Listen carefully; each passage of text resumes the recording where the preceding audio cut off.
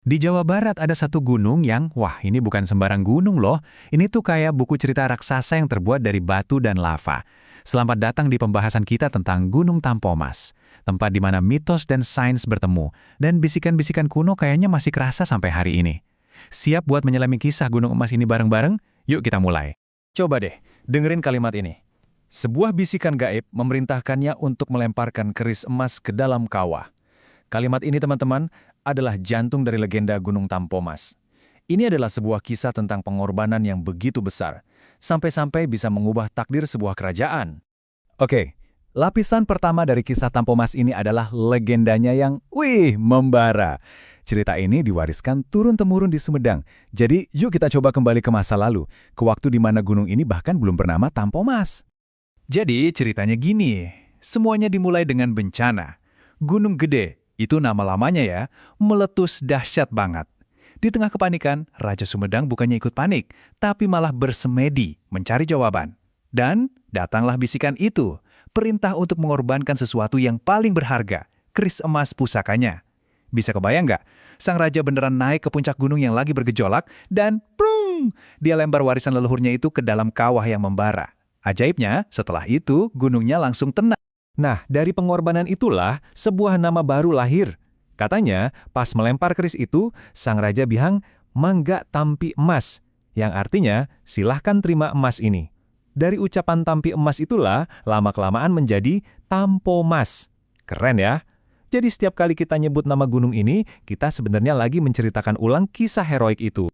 Tapi kan cerita legenda yang super dramatis ini cuma satu sisi koin ya. Sekarang yuk kita lepas dulu jubah mitosnya dan kita pakai kacamata seorang geolog. Apa sih yang sebenarnya terjadi di balik letusan dahsyat itu menurut sains?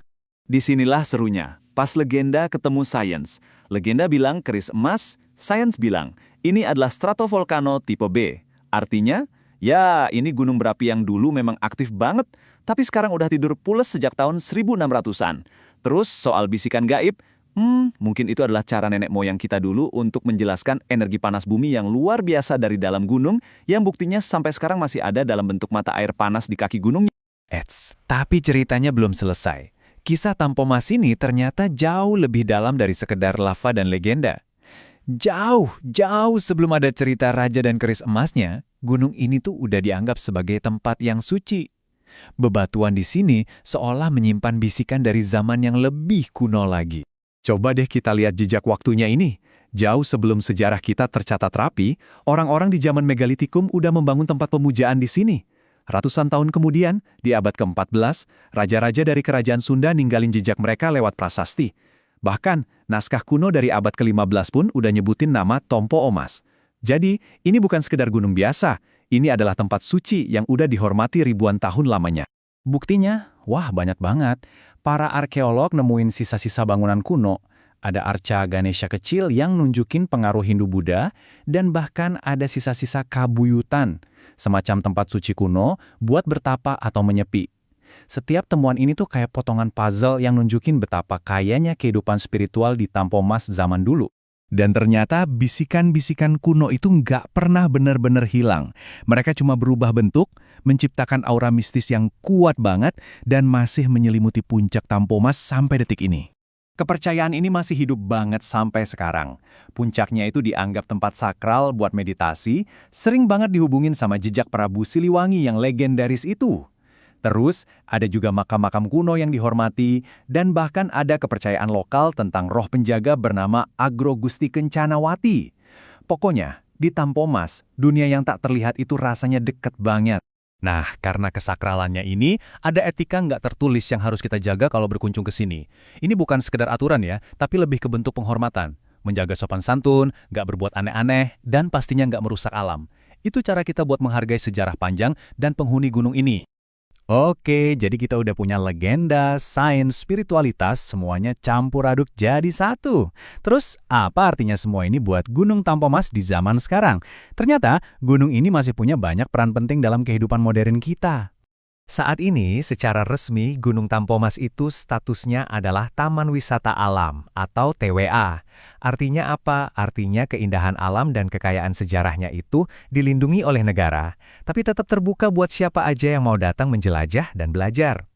Dan emang banyak banget loh yang datang buat mendaki. Perjalanan ke puncaknya itu rata-rata butuh waktu sekitar 3 sampai 4 jam. Coba bayangin, setiap langkah yang kita ambil pas mendaki itu bukan cuma perjalanan fisik, tapi juga perjalanan melintasi waktu menuju puncak yang udah disucikan selama ribuan tahun. Tapi mungkin peran Tampomas yang paling penting itu justru yang paling sunyi dan jarang dibicarakan. Jauh dari hiruk-pikuk, legenda dan para pendaki, gunung ini adalah sumber kehidupan. Mata airnya yang jernih itu terus mengalir ke desa-desa di sekitarnya, ngasih air bersih buat ribuan orang. Persis kayak di legenda ya, gunung ini terus memberi emas, tapi bukan dalam bentuk logam mulia, melainkan dalam bentuk air yang menopang kehidupan. Gunung Tampomas ini ngajarin kita satu hal penting. Setiap bukit, sungai, dan lembah di sekitar kita itu punya lapisan-lapisan cerita yang tersembunyi. Jadi pertanyaan terakhirnya bukan cuma tentang Tampomas, tapi buat kita semua. Coba deh, lihat sekeliling kamu. Kisah apa ya yang tersembunyi di pemandangan tempat kamu tinggal yang mungkin lagi nunggu buat kamu temukan?